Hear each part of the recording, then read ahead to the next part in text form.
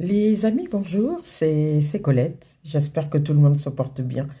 Alors, aujourd'hui, une vidéo sur la problématique des sous-effectifs dans le secteur public. Alors, pour ceux qui suivent le secteur public depuis quelques années déjà, ou ceux qui en ont entendu parler, vous savez que la fonction publique souffre donc d'un problème, d'une problématique majeure qui est les sous-effectifs. Alors, de quoi il s'agit? De nombreux services manquent cruellement, si vous voulez, d'effectifs, que ce soit dans les hôpitaux, que ce soit les écoles, les commissariats ou encore les administrations. Voilà.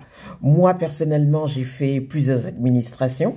Voilà, c'est vrai que je l'ai constaté à plusieurs reprises, notamment par rapport donc au départ à la retraite. Et ces départs-là n'étaient pas forcément remplacés.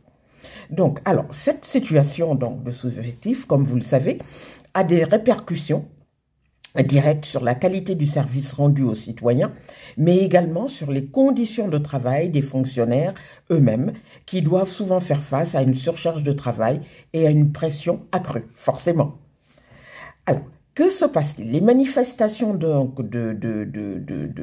mécontentement donc, des salariés se manifestent de plusieurs façons, etc., qui témoignent, si vous voulez, d'une situation de plus en plus difficile dans certains secteurs notamment, que ce soit le secteur de la santé.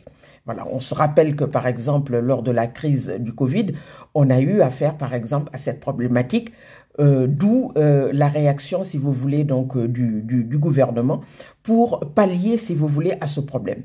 Alors, les raisons de ces sous-effectifs sont multiples, mais elles tiennent notamment aux restrictions budgétaires imposées par l'État depuis plusieurs années, ainsi qu'à une gestion souvent déficiente des ressources humaines dans les administrations.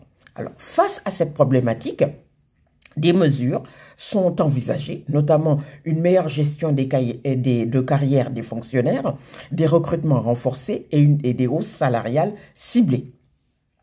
Alors, pour l'instant, c'est vrai que la situation reste difficile à résoudre, on va dire globalement, et les sous-effectifs demeurent une source de préoccupation majeure pour les fonctionnaires et pour les citoyens qui ont besoin donc de ces services. Voilà, donc j'y ai pensé, j'espère que ce sujet d'actualité vous aura plu. Dites-moi ce que vous en pensez. Abonnez-vous donc à mon compte et à tous mes réseaux.